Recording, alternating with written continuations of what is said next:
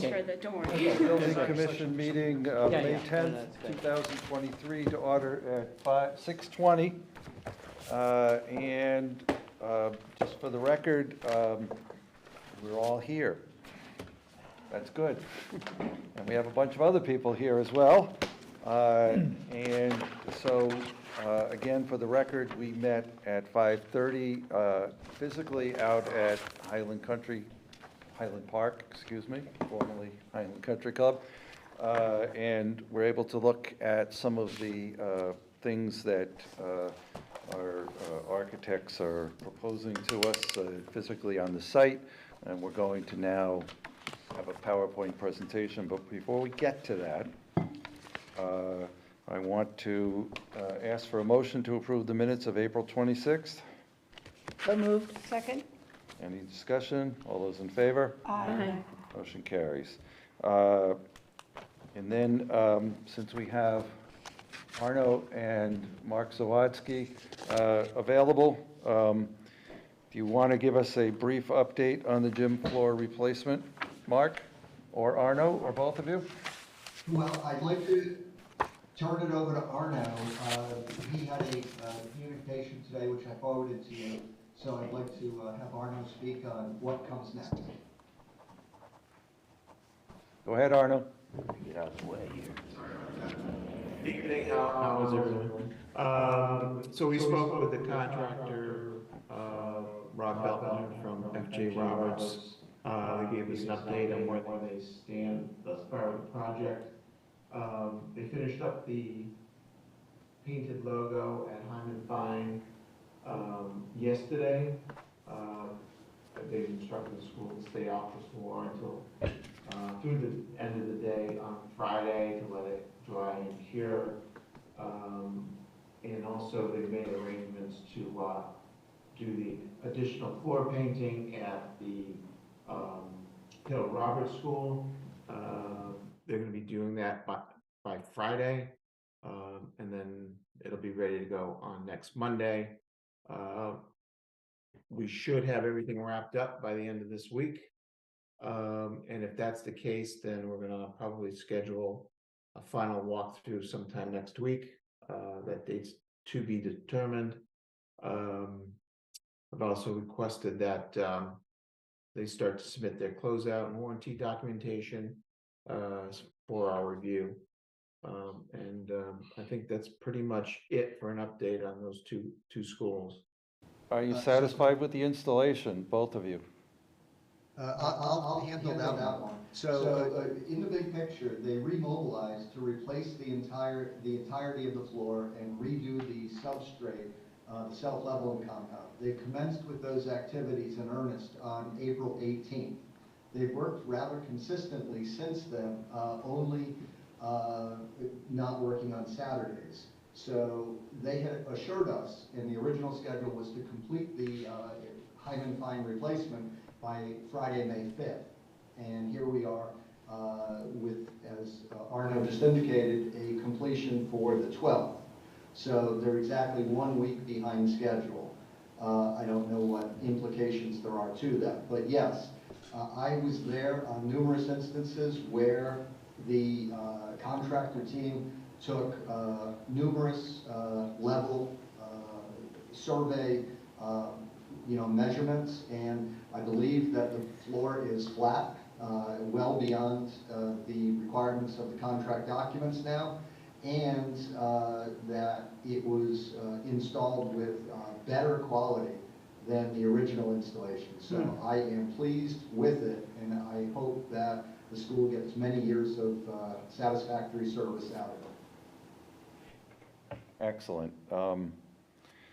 Yeah, they missed by a week, but I think if we go back and try and negotiate another $7,000 of liquidated damages, we'll probably hit a lot of resistance, so. I agree. I think all's well that ends well with this. And as Arno said, we do need to schedule sometime next week a final walkthrough, a validation and verification and quality assurance on the final inspection, and obtain and receive all the closeout documents that we're entitled to receive. So hopefully when we next convene, or I say in June, I can report that this project is 100% fully closed out and can make a recommendation regarding final payment. And that would be June 7th would be our next regular meeting, because we have special meetings every week, but that's our next regular meeting. Okay, June 7th it is.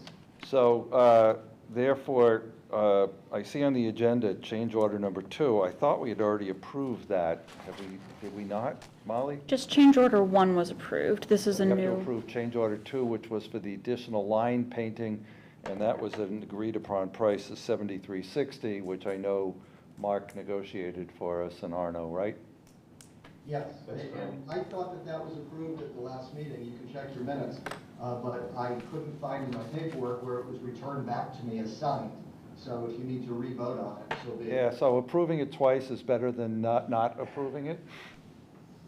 So therefore, this was the additional lines that the school department and the gym teachers asked for, because the gym is used for multi-purposes. And so I would suggest a motion is in order to approve change order number 2 in the amount of $7,360. so moved. Second? Is there any discussion? All those in favor? Aye. Motion carries. Okay, so, other than paying your bills, I guess, Mark, which we'll do, but you don't have to hang around for that. Anything else we need to do with you? Well, I will just point out that on the police station roofing project, I don't know if that's on your agenda, if you want to Yeah, discuss. it is. Actually, it is on the agenda. We got 2 bids, one from Rouse and one from Socotec. So I think that makes our job easy. All we have to do is vote to interview both of them on the 24th, right? Yes, sir. Anybody have any objection to that? Motion? So moved. Second? Any discussion? All those in favor? Aye. Motion My carries. only question would be what Bless you. time and where? Excuse me? Time and My where? only question on that would be what time and where would the interview take place? And will Molly be inviting, or would you, who's going to be inviting the respondents who have just been invited to the interview? So it'll be at 5:30. Is it in this room? It will be in this room. And you can participate in person or remotely. I'd prefer you were here. And I think that it would, and Molly is going to flip a coin and decide which one goes first and which one goes second. Because she doesn't have to draw straws, because there's only 2. So the only, okay, that's fine. So the only other item related to that is I will develop interview questions as well as complete the comparative analysis of the 2 respondents for the MVC's in evaluation and analysis and information. Good. So whenever they're ready, get them to Molly. She'll let all of us see them. And we look forward to a good interview and a good choice. Very good. Thank you, Mr. Chairman. Okay. So does that finish us with you? Yes, sir. Thank you. Thank you for waiting while we walked around the site. My pleasure. Thank you, sir. The only other thing that we have on our agenda besides the Council on Aging is just an FYI that the Municipal Facility Assessment Study responses to the RFP are due May 31st. And so I guess at our June 7th meeting, we'll decide the short list and set up a time to interview whoever we decide to do that with. And just remember that on the 17th, we have School Building Committee here. On the 24th of May, we have the interviews for the police roof. June 7th is our regular meeting back at City Hall. June 14th, we are here for the Public Safety Building feasibility study. And June 21st will probably be the School Building Committee. So anybody who wants to serve in this commission, just understand that there's a larger time commitment than there used to be. So With that, I think we can then move on to the main speaker for the evening, David. Again, for the millions of people out there in the audience who watch this live, please introduce yourself again. Thank you very much. It's our pleasure to be here. My name is David Pollack. I'm the principal in charge of this project from Abacus Architects and Planners. We're in Boston. And I'm joined by Principal David Eisen and architect Michaela Wozniak. I say that with great pleasure. I think a month ago, Michaela was an aspiring architect, but now she's an architect, so. Congratulations. Congratulations. Um, That's no small feat. Yeah. We've been at this study for several months, but there have been personnel changes at the city that have sort of slowed the progress of our work, but certainly haven't stopped it. And as we've really made exceptional progress because we started out with a whole city. I don't know how many square miles Attleboro is, a bunch, and about 12 sites. 27 square miles. 27 square miles. And 12 sites, and now I think that it's really up to all of you, but I'm getting good vibes about Highland Park, and that being the right place to expand this study and really look more carefully and in more detail at a new Council on Aging building. Here's the sort of center, and there's the site that we're talking about is got a little arrow there. These are some older pictures of it, and this is a slide from a previous presentation, but you can sort of see lot 1 over here with the existing clubhouse and some maintenance buildings and the pro shop. And we were all just over there, and here's a close-up. And we all gathered in the parking lot here, and then walked down the parking lot, down this maintenance road, and then along fairway number 1 here, and talked about what the options were for positioning a building in different places on the site, potentially reusing the clubhouse or reusing the clubhouse foundation.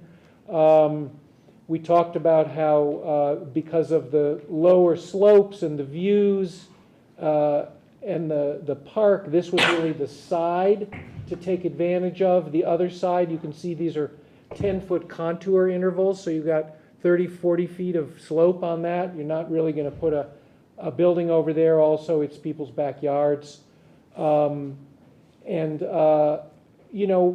I heard, and what remains to be confirmed, of course, but initially as we walked the site, was a favorable impression of the kind of building organization that the clubhouse has, which is to have an upper level with parking and drop-off and certain rooms, but then also to have maybe a double height space with an open staircase as well as elevator, and get down to a lower level with maybe more of the program rooms that would open directly out to a paved outdoor space for all kinds of activities as well as all kinds of uses in the park. And that as an initial idea, that seems to fit pretty well for people as a way maybe multi-story takes up less land, less stormwater management impact, and that may be the way to go. So prior to this meeting, we prepared some kind of preliminary schematic. So this has been rotated a little to fit on the sheet, but that's the clubhouse right there in the middle of the parking lot. North is more or less to the left. We sketched out a replacement building in the same site, which is here. This is a 1-story building with the gray is a 20,000 square foot footprint. So we do not have a size for the program of this building yet. We'll talk about that tonight. But this is a starting point, just to look at an outline of 20,000 square feet. And you can see within it the 12,000 square foot outline of the clubhouse, that white dashed line, to get a sense of, and this is basically replacing that building on the same site. This is assuming a one-story building.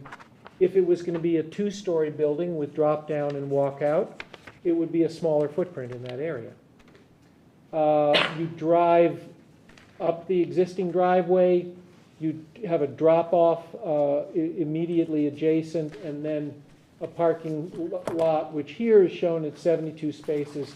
Ballpark, that's about what would fit on the site.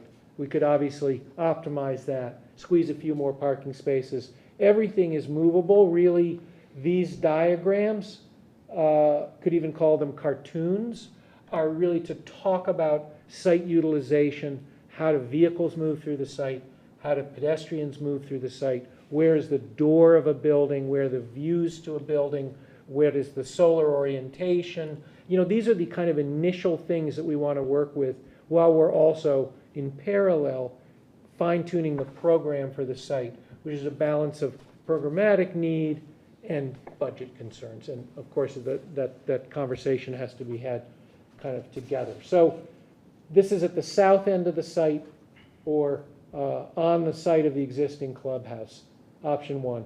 Option two, looking at the far end of the parking lot and putting the parking in front. You can see this one works pretty well for drop-off. You come up the driveway,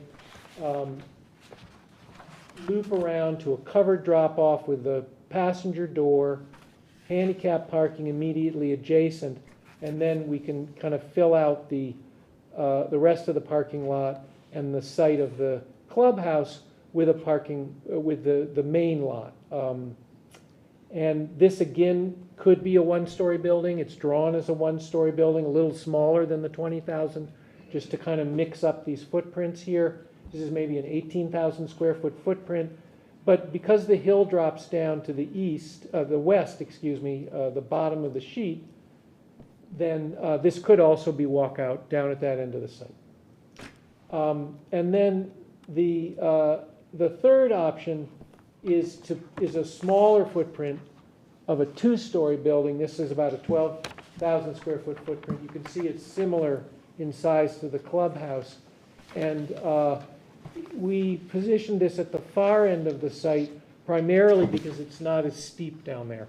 And there's more room within lot one, this 5-acre parcel or 4 or 5 acre parcel that's been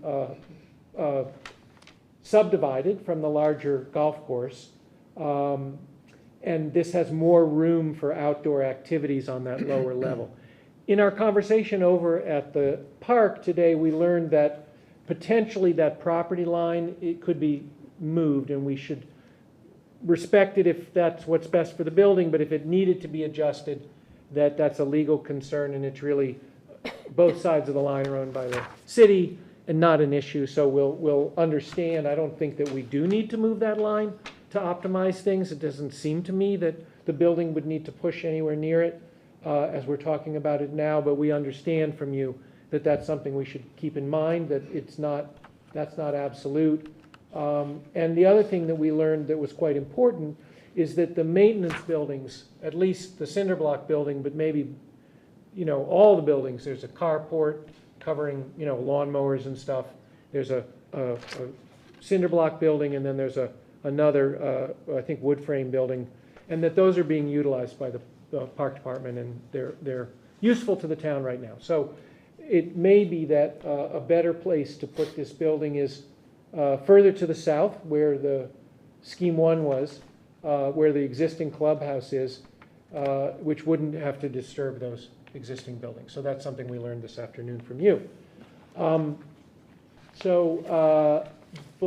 That's kind of the first part of this presentation, which is about the site, and we weren't able to speak in the public forum with the Zoom and also with, everybody around the table. So why don't I stop there and hand it back to you? Okay, I'm going to ask for comments from people around the table as to what you like or don't like as to what we've seen. You want to start, Mayor? Sure. Well, first of all, thank you for your time and consideration. I'm a visual person. I need to see stuff. I can't imagine it in my head, so I appreciate this, and I think this is a great start. I'm inclined, although it's early stages, to leave the lower part with the, you said it used to be the old pro shop. I would keep that parking. Yeah, it shows right here on there, Yep. so the pro shop is at the top right corner there. Yep. And so you showed it as green space in Yeah. one of your plans, but I think keeping that for overflow parking does seem like a good idea. And I'm sure that people also park there now who are using the park. Park, the track meets, so I'm inclined to take the buildings out and keep that parking. And then proceeding up the hill, I'm very, I appreciate Carol's concerns about parking and how long, how long it would take somebody if they parked in the very rear of the lot to get to the front door. I don't know how many feet that is. At the same time, though, there's a lot of folks for whom don't have, necessarily are able to walk, et cetera. So I'm curious about possible parking configurations around the space, but I'm excited about the plans here. I'm particularly intrigued about the possibility of utilizing, if it makes sense, the existing footprint and/or structure. If that's a savings, again, if it makes sense. If it doesn't, I'm not for, spitting into the wind by any chance. But if it makes sense, I'm kind of curious to see, based upon a meeting tomorrow with the building commissioner, what that may look like. So I think we're off to a great start. I appreciate finally seeing something. This is a beautiful space, and I want to emphasize again for the record, I do believe that the best use of this building for the city would be as a community center, so that it's not just an 8 to 4 use, it's after hours, weekends. We have maximum investment by the community and use, maximum support, and maybe opportunity or revenue for someone inclined to want to have their wedding there or some function. I'm open to all of that. I just think it's a way to maximize value. Excellent. Anybody on this side of the table want to have anything to say? Ty, you always have something to say, right? Well, yeah, but I didn't think I was going to say it this quick.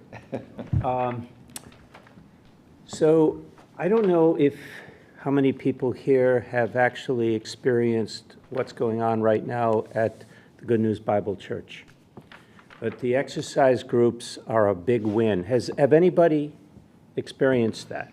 One, you have. Yes, So you've been there when the groups were going on? yes, I go to one of the exercise classes. Great. Yes, So feel free to jump in. okay. They're averaging 40 to 60 50, yeah. people. Was that a fair Yes. estimation? And I believe it's one of the really gems that it came out of a pandemic, which forced us to serve people that we couldn't do downtown. It's not a forever thing, but it's a for now thing that the church is allowing us to do that. So parking alone is normal to see 40 to 50 cars over there. And that's in addition to whatever is going on downtown at the senior center. With the overflow, we probably have enough parking. The space size, Let me just stop there. Go I ahead. believe that the parking lot you had showed us had 75 spaces, is that correct? Little bit, yeah, 70 to 80 plus another 6 to 8 of the handicap, so it's around 80, call it. And then there'd be the overflow parking Yeah. where the pro shop so was. that would fit, but the building size for the exercise groups, we need to have something that allows that to continue. That's the next part of the presentation, is to look at some rough numbers that they emailed to us today that we want to understand. Right. So I believe, just to preview, is that the space over at the Good News is about 6,000 square feet? We use about half of it normally for exercise groups. Okay. Yeah. That's important to know. Yeah. And I believe normally is several days a week. Yes, it is, Several days a At week. least 2 or 3 days a week, I believe, is at least. Right. exercise classes. So so Ty, with all due respect, if we could get to that part in a minute. Sure. What I was hoping was to just get comments on where the building should be. Are we looking at 2 stories? Is the walkout important? Those sorts of things that are site-driven. Okay. So I left the last meeting thinking, David, that your thoughts were we we might want to consider one story and not have an elevator or stairs. And I'm open to either way, and I hope the group can deal with that issue. My big issue, I've already just said. In relation to the last meeting, I think, I got to say, it appears less difficult on further examination to do the 2 stories. That had been an initial reaction, but looking at more closely looking at the topographic site plan, the drop is seems pretty appropriate for 2 stories. So that, I mean, absolutely. Yeah, one of the things that we were able to determine from some plans that we looked at today was that the drop from the parking lot where the current clubhouse is down to the first fairway is only about 14 feet. So that makes it doable, I believe, for the architects, right? It's a good dimension for, yeah, 12 to 15 feet for commercial buildings is a nice floor to floor. You know, enough room for ducts and reasonable ceiling height. Not, you know, I'm not talking about rooms like this. You need enough room for structure. So that's actually a very serendipitous drop to do this building that has first floor on 2 different floors. One floor is where the cars are, the other is where all the outdoor activities are. Works pretty well. But looking at geotechnical issues and civil engineering issues fairly early on, just to make sure that it's workable, is something we should do, think about. Just a thought, as a person that uses these spaces, I personally find a 1-story much more user-friendly, and I gave the example of the 2-story building when there was some sort of an alarm that had to be vacated. People with walkers up on the 2nd floor that had to be helped down this flight of stairs, and the difficulty that presented for the workers there. And if it had been a real emergency, you know, I don't know. But I just think that that's one thing. The other thing, using the Good News Chapel, where everybody goes in on 1 floor and you're all together. It just has a friendlier face to it. And also in the 2-story building, our outreach workers are up on the 2nd floor now, and many people don't even know that that service exists. It's like, you know, a whole different thought about the 2 stories. So if it were possible, and again, I'm no... But let me jump in here, because if we had 2 stories where the current clubhouse is, both of them would have access to the outside. To the outside, that I realized So tonight. if you were on the 1st floor, you know, or the upper floor where the parking lot is, you would have complete access there, and if you had taken the elevator and you were down below, you'd be able to go right outside. Right, and that certainly is a positive. I think the fire safety issue is easier to could deal be with easier. because of building it into the side of the hill. That's true. And one of the things we haven't gotten to yet is what square footage we need and where the offices would be located, where the services would be, how the senior center or community center would be staffed, where's the sort of reception area. You know, those are all internal things, but right now, I think we're fortunate that we have a site, and I think we're fortunate that, you know, we can either do 1 story or 2, but just personally, it strikes me that having access to the outdoors is a positive here, a very big positive. That's very Jack? definitely to have the access to the outdoor. I was wondering too, if on the, you know, the both, if it's 2-story, could there be a drive down to the 2nd story and maybe some parking there? Well, there is already, if you look there, a roadway, an access Right, roadway. right. We were And so on we it could tonight. certainly preserve that. I'm not sure that you'd want to have people driving cars down there, Well, but at least with a paved walkway, it's useful. yeah. So anybody on the right side of the table have anything they want to I add? was just gonna say, I agree with not eliminating a two-story structure, because you could have a lot of activities still on the first floor of the ground level, but then down below, you can have the admin or mechanical, electrical. And also, I think having this 2 levels, I could be wrong, but maybe you're taking more full advantage of the view looking out that you have. Whereas if it was 1 level up high, you may not be able to use that space down below at the ground level, if it was only one story. And as they were saying when we were out at the site, a southern exposure is generally a good thing, right?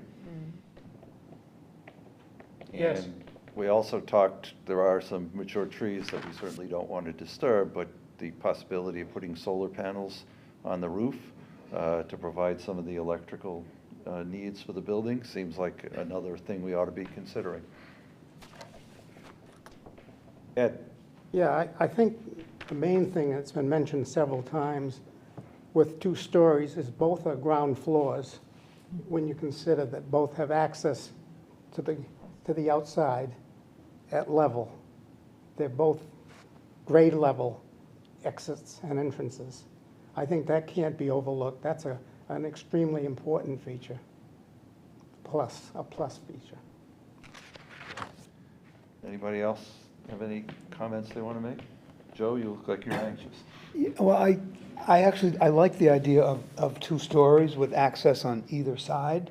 And I'm just going to assume that it can be designed more efficiently than the current building, which is on Anything 2 would be. floors with Joe, offices Yeah, like yeah, all yeah. over the If we place. If we Yeah. repeat those mistakes, we should all be fired. Right, I agree, yeah.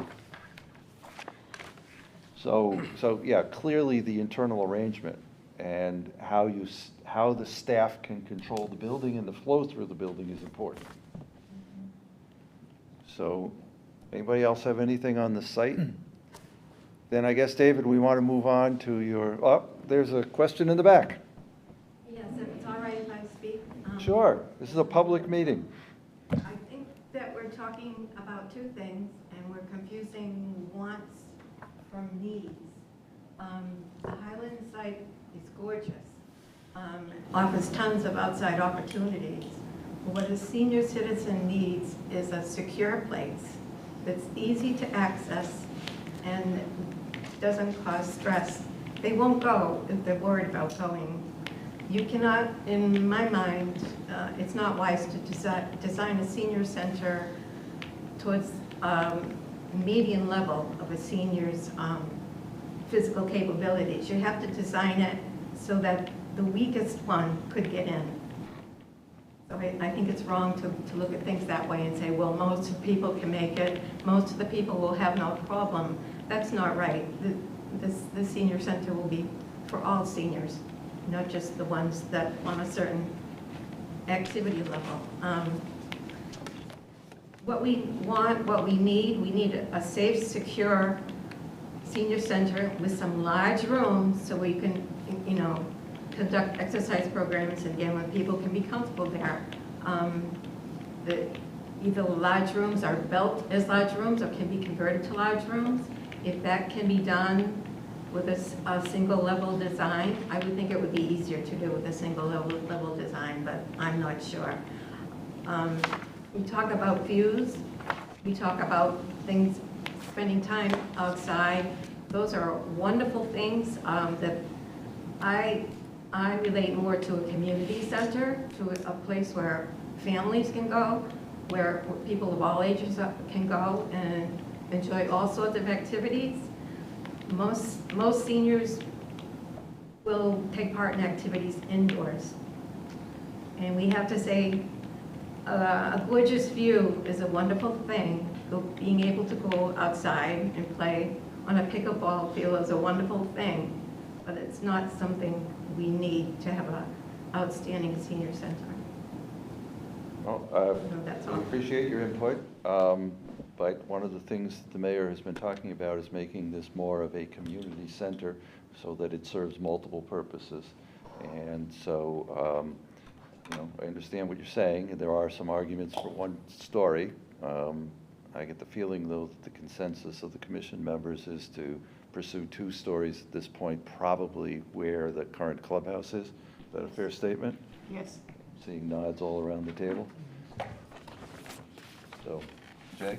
Just my take on it is I really appreciate what you had mentioned earlier today of the parking. You know, and I do agree you have to take into account, obviously, the person with the most difficulties that's going to be using the facility. I mean, we're all pretty mobile, so for us it's not a big concern, but I look at some of this and parking spots, and at least in my opinion, kind of really far away from the front door. But, so for me, parking, very convenient. You know, the greenery's nice, but I'd rather just have parking, you know, convenient parking, and especially the indoor-outdoor transition.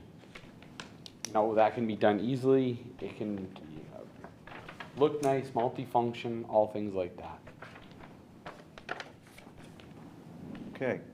Are we ready to move on to the, to your preliminary ideas as to what size we need to make the building? Sure, so just a couple wrap-up comments. As I said on the site, as we refine the design, we will refine the ease of access for parking.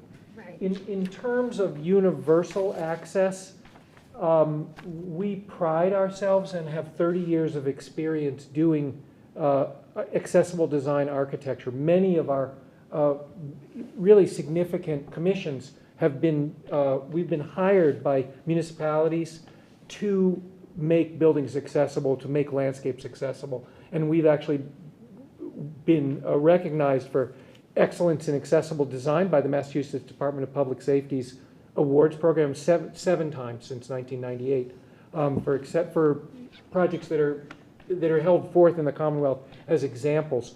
We seek always to practice universal design, not to make an accessible way, but to make the way accessible to everyone. I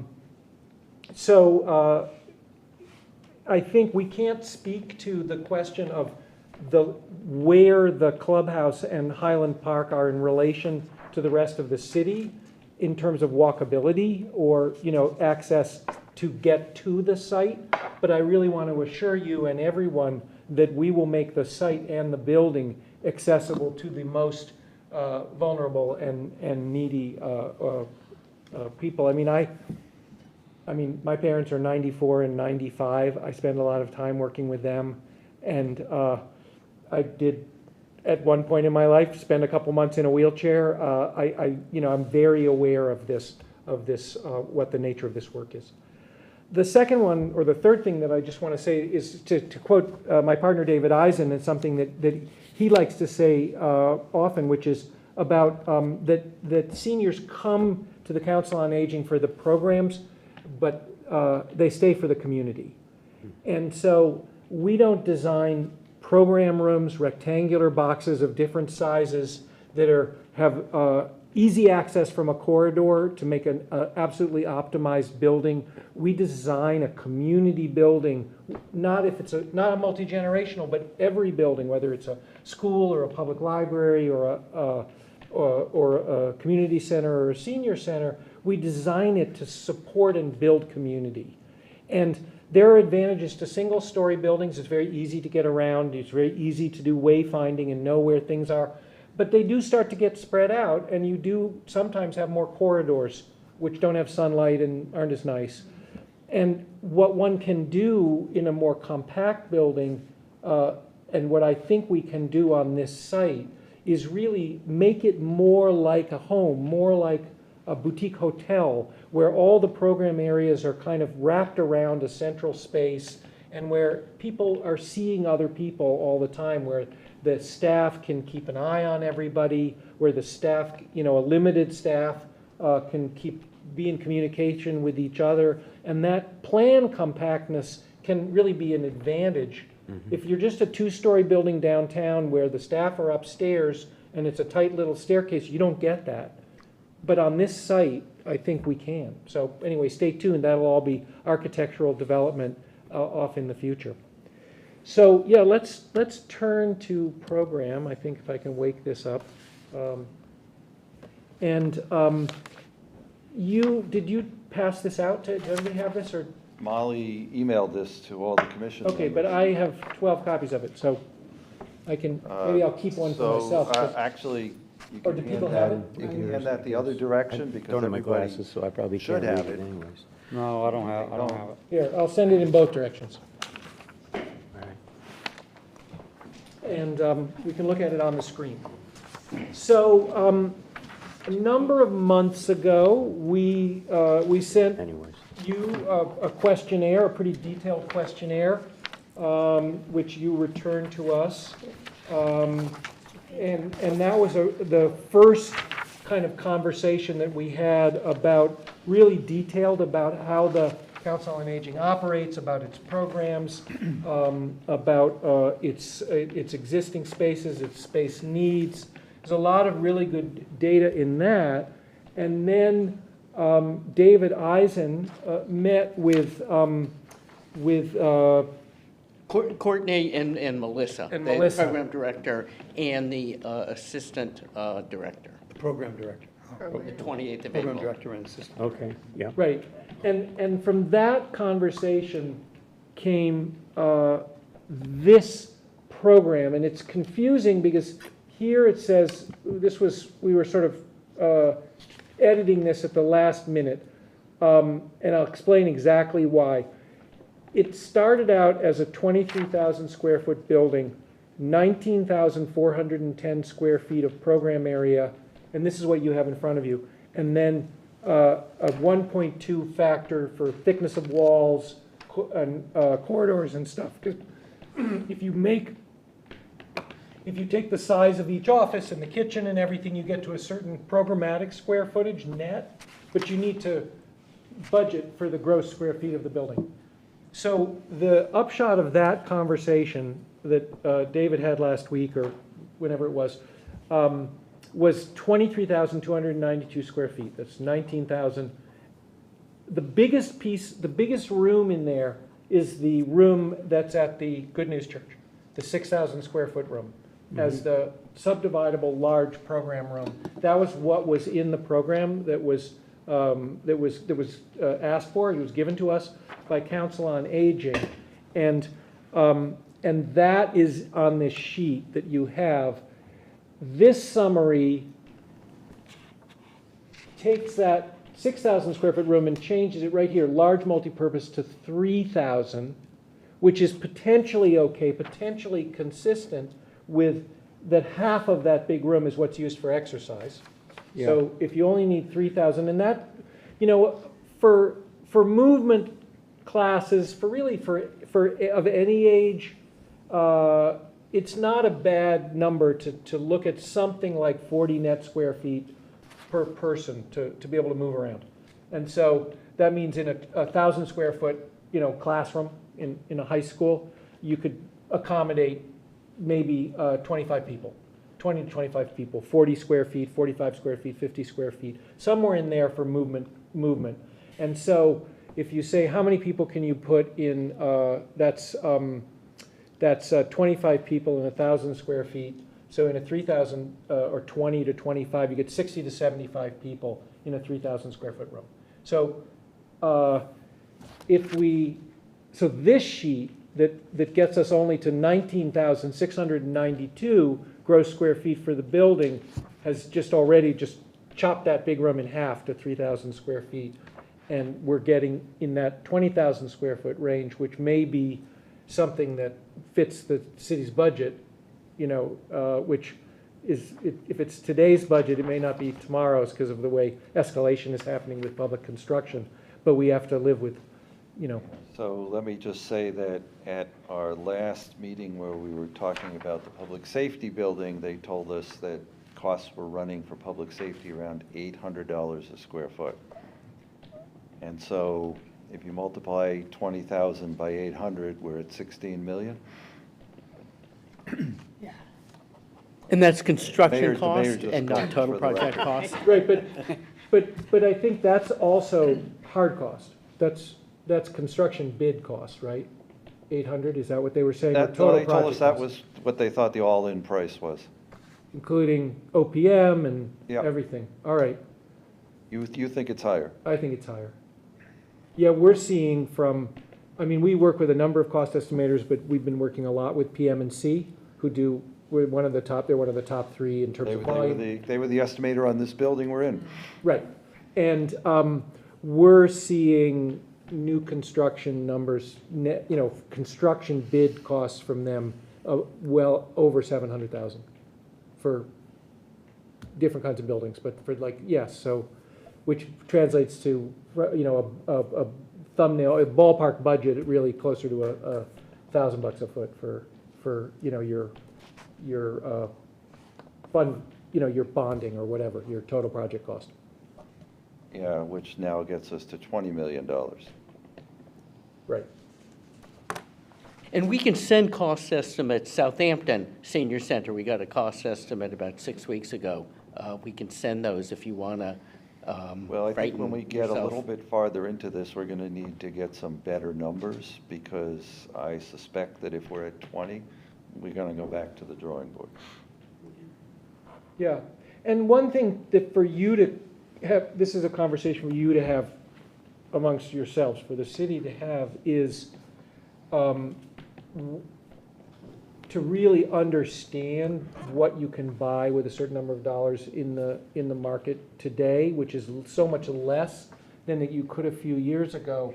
So to understand when you set a number, if you relate it, relating it historically, if you try to buy something for the same amount of money you spent a little while ago, you're going to buy a lot less.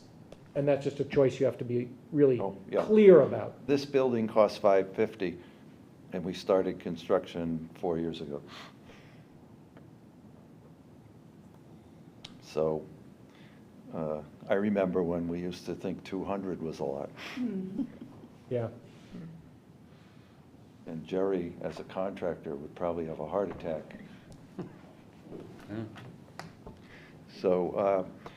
So therefore, you have put together at least a program that seems to be in the 20,000 square foot range. I don't know if there are further things you want to talk about that. I assume that you've looked at the various offices that are needed for the programming needs, and Yeah, it's a just give us a little bit more about that. Well, this is the program that the Council on Aging feels they need. And it's a robust administration and outreach program. I think that reflects primarily changes in how Council on Aging has been operating since COVID, with a lot more service outside. So you've got the outreach, you've got all this outreach staff through here, and then the regional office of the SHINE program, which maybe somebody, I certainly am not, can't explain what it is, but that would, I think, probably be helpful for the commission to understand what that is and how it fits into the administration of the Council on Aging. Yeah, the SHINE program is a program that helps seniors with their medical insurance. And primarily that's what they do, right? And so, for example, once a year when there's open enrollment, the seniors will all come in and have a meeting with a SHINE counselor and to figure out, their various options, et cetera, regarding medical insurance. And it's a regional office which covers, all of Bristol County for the most part? And they've got some satellite offices in some of the other Why would that need to be 600 square feet, though? I mean, it would seem to me that the outreach offices are 100 square feet, 10 by 10 room. Why would we need a regional office that was, 600 square feet? Yeah, I'm not sure where those numbers came from. The current. And we reviewed who the people were and what they did, and came up with approximate sizes to go along with what they described. And It's this, the bullets are this breakdown of the 600. It's a bunch of 100 square foot offices. Yeah. Oh, okay, I see. So there's a The clerk the office, a 600 is regional the office, total. 3 Oh, offices. you know and what? storage This space? I apologize, this got formatted wrong. All of the 120s should be pushed further to the left.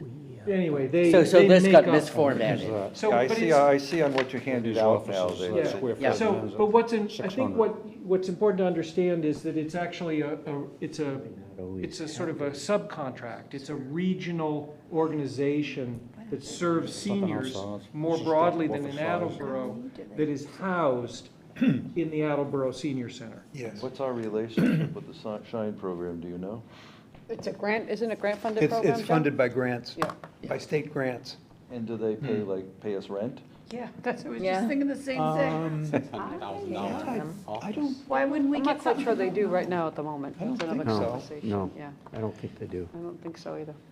That's only 600 We feet. just do it square because feet. we're great. We do it because we've done it, Impact on. Okay. and it hasn't moved. I don't, who knows the origination of it, of hosting it in Attleboro? Maybe it just had, maybe there was more room there or something. Because they're currently all in one room, and there were 5 or 6 Shine counselors. Well, I can see that. People They've got a who are clerk, in that. they've got a Yeah. clerk, they've got Yeah. a regional office, they've got, and then 3 regular offices. So you got 5 offices, plus storage. some storage. So the 600 square feet now makes more sense with that many people. I'm just wondering why the city of Attleboro should be paying $1,000 a square foot for this. I'm not saying that it shouldn't, I'm just wondering. Maybe the county can chip in.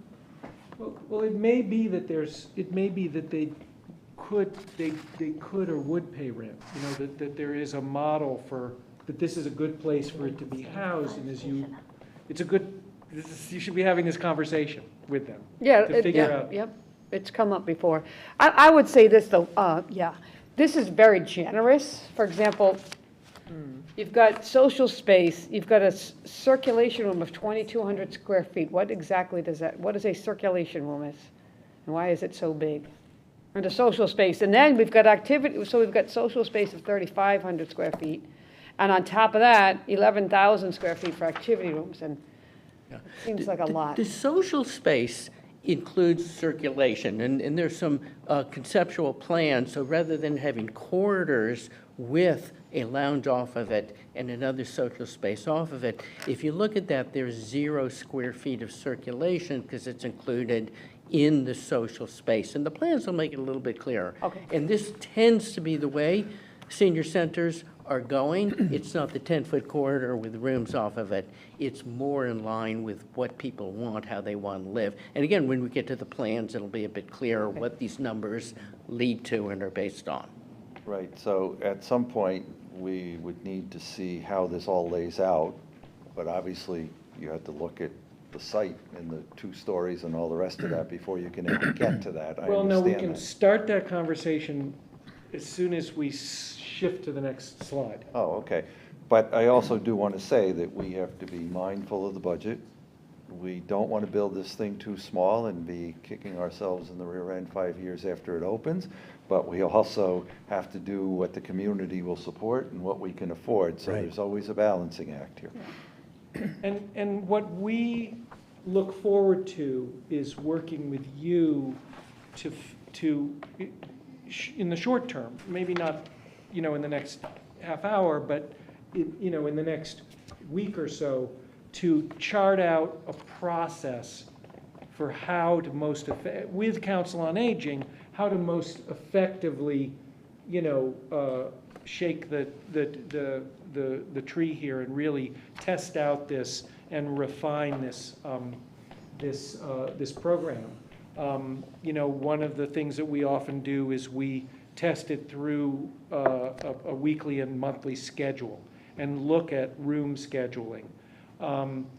Another, I think, really important conversation is about fixed program rooms. Multi-purpose rooms are great. They're future-proofed. If you have enough storage, you can have lightweight tables and chairs on carts, And, you can swap out the use of rooms. And at the same time, if you, there are a number of rooms like cardio and fitness weights, that's fixed furniture. You're not going to be using that room for something else in the morning than in the afternoon. So, is there room in the budget? And is there a programmatic need for a crafts room? There are a whole list of potential programmatic uses that aren't just an empty room that you schedule, knitting in, or all kinds of uses. So it's a mix of those multi-purpose rooms of different sizes, which are the kind of core utility spaces that allow for all of the programming that you need, some of them with a sports floor, for movement, which is nice on knees and shins and all of that, and others with hard floor. And to evaluate, so what we have is we have crafts room in this program. We have, there are a handful of others. I mean, I think food is something that can have a lot of variability. You can really have a pretty minimal kitchen, and you do Meals on Wheels, and you can have a kitchen that will serve a caterer when they bring everything in for functions, for weddings and this, and then all the way up to a commercial kitchen. And then moving in another direction from the commercial kitchen is also teaching and learning around food. So a teaching kitchen. And this is a conversation, does not end up being built in every senior center, but it gets talked about at this stage of programming, right? And so music, crafts, weights, cardio, that's pretty much it for these kind of fixed furniture rooms, but that's kind of single-use square footage. And so, is there a sort of a group that, who wants to sort of say what the best way to refine this down to some, maybe 20,000 square foot is the right number? Doesn't sound like it really is. If we can, it sounds like there's a strong push that we should try to slim it down to something that maybe fits more into the capital plan or into the expectations of the voters when a debt exclusion comes on the ballot. That's all politics that's in your guys' court. The good news is we don't, as far as I know, have to do a debt exclusion to build this building. But it is certainly possible it could get packaged with other things, but those are other discussions that we won't be having here. I think the answer is that this group is the group that's going to make the recommendation to the mayor. But I believe that we need to be much closer to the 15 than the 20 number. And so I think that we need to be sure with the spaces that we're doing that we don't oversize it. We certainly don't want to undersize it, but we really need to be sure that this is something that will fit within the budgetary constraints. And as a city councilor, I agree entirely with those numbers. And I think the 15 might be on the upper edge of what we might get. Because we were actually, the previous mayor told us to come in below 15. And yes. He didn't say how much below. Yeah. It just, to my earlier comment, we've been seeing for about 6 years, we've been seeing 8% escalation annually in public building. It's crazy. So just understand that if everybody thought 15 was the right number for Council on Aging 4 years ago, you're going to be buying a lot less. We're talking about 1 year ago. Okay. Well, 8% less square footage, but nonetheless, yeah. So why don't you go on and show us what else you have? Great. Okay. And we hear you loud and clear, and I guess the question would be, do you have any direction for us? We can go back and sit, we're not going to have a director for a month, and then the director's going to be new. And so, is there anyone other than the people we've already been working with, any of you, when we sit with Council on Aging to refine this program, how are we going to most be successful? We can, who should be in the room? But you can get back to us on that. Well, I think in the end it's this commission, but I also think that I would hate to present the new director a month from now saying, here it is, you're gonna live with it. Yeah. And so I think that you can do what you can do, but until that person gets in and gets, it's a her. Yep. Until she gets her feet wet, I think, you know, we may be moving at a, not quite as quickly as we have in the last 3 weeks. Okay, but if the reality is that the political will is looking at a smaller building than this, Well, I think We it's can- looking, it's not looking at a smaller building, it's looking at a building that fits within our Yeah. budgetary I get numbers. it, but Yeah. it, for an And so architect, that's- that translates to less. Right, Yeah. but I mean, if you can look at some numbers, if we're 900 as opposed to 1,000, you Yes. know, it makes a difference. Yeah, and I want to say this too, another thing that I think is important, that we have a very active and engaging YMCA. I'm not looking to duplicate services there, because I'm actually looking to build a relationship with the organization, to have seniors have more access, perhaps for free or greatly reduced. So I want to keep that in mind too. So for example, this is 800 feet, but like a fitness room, I think that's a Y function. If we can establish a relationship with this organization in the city, there are certain things I think that we can do there. And they actually have a lot of programming for seniors already, so that's something that I need to factor in, because it makes no sense to duplicate efforts either, nor to be competitive with each other. Doesn't make no sense to me. So I got to figure out what the marriage is going to be there. I think we could downsize that, and we could, you know, we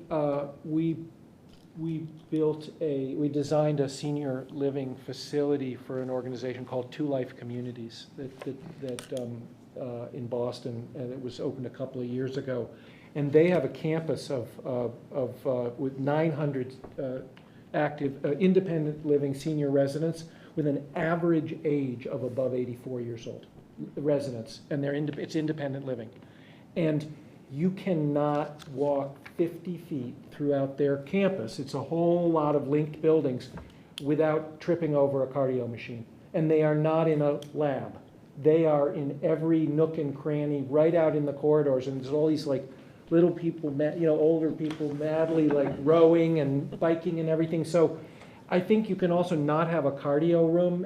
But I do, personally, I actually think having some cardio machines in a senior center is a good thing. So they can be in the social space. That's the way Two Life Communities work. There's a big social space, but there's all kinds of stuff like that in it. So perhaps my conversation is more of a services issue than an equipment/space issue, but it also is relevant to the conversation.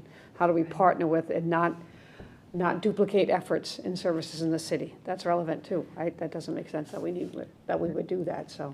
May I just say, as a person that uses the Y and has for 40 years, I think if that could be worked out, that could be very helpful.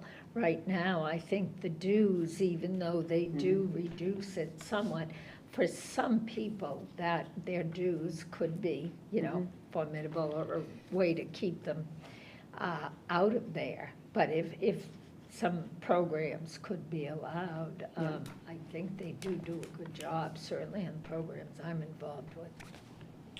And if you want to Also bring, mentioned cooking.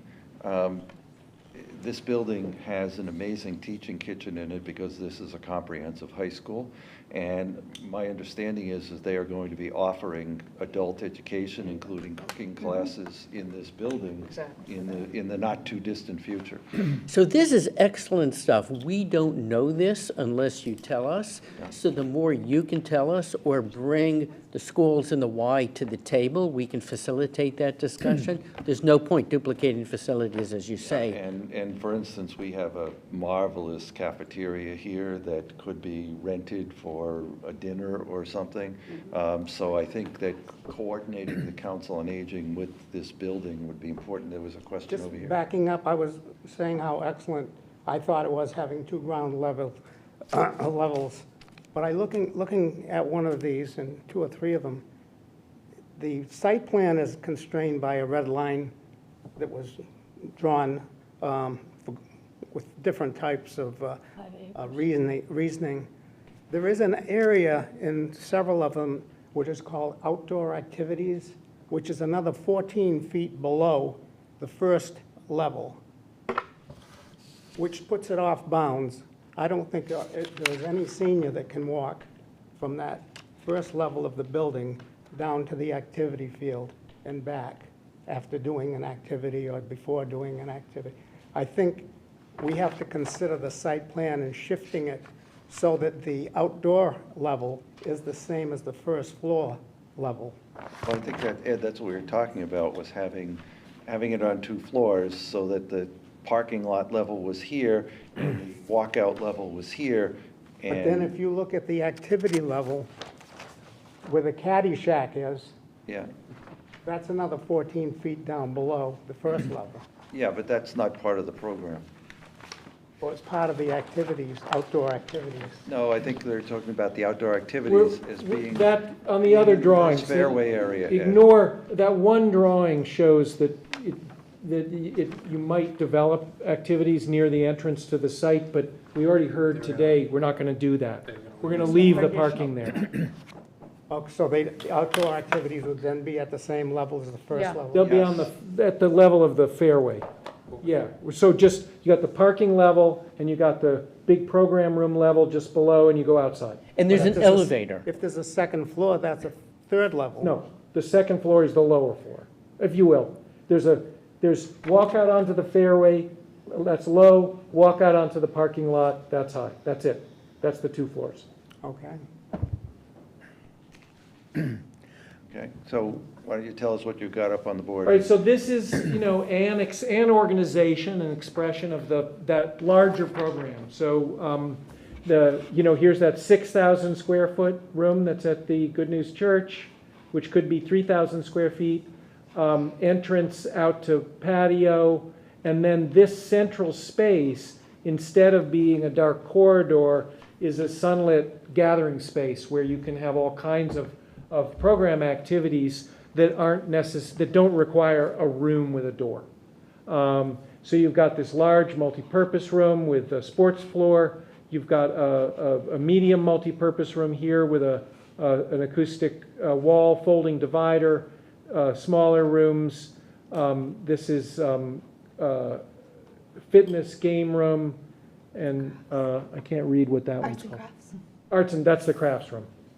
And so this is a 1-story building. This is a 1-story plan. We actually haven't drawn a 2-story plan yet. Does that include on the top all the offices that we're going to need for Include our Shine. counselors, et cetera? All the counselors, all the Shine, the 5 offices for Shine, the 4 offices for the outreach, yeah. This matches exactly that larger The program. director or the assistant director? This is the plan expression of the piece of paper that you're holding. It's the same document, yeah. It's that program. So obviously, we know we can make this smaller, and obviously, we know that if it goes to 2 stories, it's a completely different arrangement, right? Right. That's right, and we'll look at it in different ways. My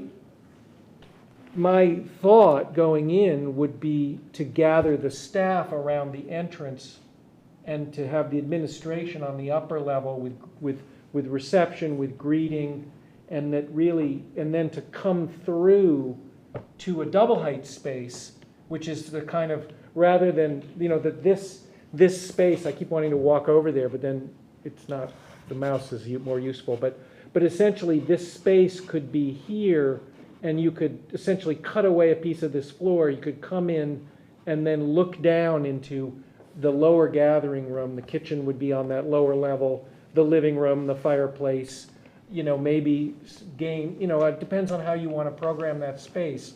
But that's where coffee is, that's where people, hang out, the lounge. And then off of it would be you could put major program rooms on both floors. But I would think that, and then buried back into the hill would be where mechanical and storage would be. But that the stuff that was on the fairway side isn't basement. It's beautiful, tall windows looking out on the golf course. So here is, this is just primarily, this is the same program, but it's, the big room has gone from 6,000 square feet to 3,000 square feet. So that's maybe the easiest way. to start to bring the square footage down. And Excuse me, is there an economy of scale at that point on a single room when you're going from 3,000 to 6,000 square feet? Like, are we gonna save, what is it, if we're calling 3,000 times $3 million 1,000? Is it really 3 million, or is it on one single large room, is it Less. 500,000? no, it's closer to, it's still 1,000, it's closer to $1,000 a foot. Square foot is a square foot. It just the way, I mean, yes, Because you've well, still got the same size parking lot and everything, for the most part. Right, and there's cost out. I mean, you're not gonna have a smaller kitchen and, you know, in a house, you know, a lot of your cost is in all the plumbing and everything, and if you don't add more of that, you know, so the analogy is a real one.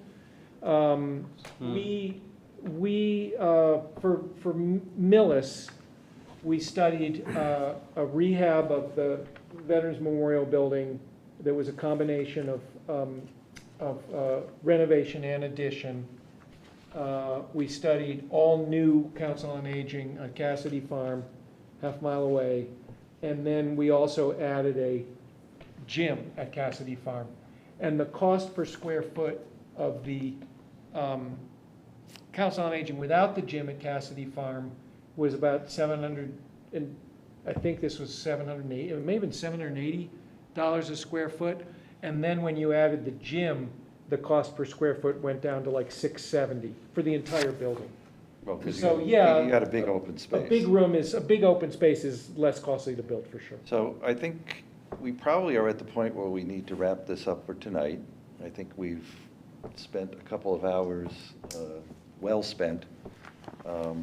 I think that obviously we need to get the new director on board. But I think if you can refine the plans, if you can look at the two-story, if you can look at whether the current clubhouse has any value, if you can look at those things over the next several weeks, and when you're ready to come back, give Molly a call and let us know, and we'll schedule something further. Does that seem reasonable to you? Excellent. Are there plans for the clubhouse that we can get? I can guess the answer, but that would be really helpful to get plans and also to be able to go inside and document it would be We're really going to see the useful. building inspector tomorrow, so we'll ask him if he's got anything. Yeah, My guess is he doesn't, but we'll ask him. yeah. But to be able to get in would help us to make a better guess about the cost And They the don't building have plans inspector. that go back too far. Yeah. We lost them all in the fire when they were in the garage behind the fire department. Okay. So the building inspector has the keys to the building as well. So if you need to get in, he's the person who can let you in. There, of course. So, I have a suggestion regarding the Shine Department questions. You may want to interview Marion Aspinall, who was a board member. She's a former state director of the Shine program. She would know a lot more about the funding. if you could get her contact information to Molly so she can pass it on, that would be Yeah. good. I was actually thinking she might be here tonight, but I guess she couldn't make it. So again, I want to thank everybody for their time and effort. And again, I think we've made more progress in the last month than we made in the first half a dozen months since we started this. So let's keep the momentum going as best as we can. Thank you, Abacus. Thank you. Thank you. Yes, I get Oh, Did we pay bills? we have to pay the bills. Yeah. So Oh, is yeah, there a things to motion do, to pay yeah. the bills? So moved. All those in favor? Aye. Motion carries. So we have done that, and I'll call for a motion to adjourn at 7:33. So moved. Second. All those in favor? Aye. We are adjourned. I'm just gonna write down her email as Yep. well. Yeah, I was going They to ask spoke you. about This is like, leaving this alone, leaving it. need your home address. Yeah, that's. Have the meeting.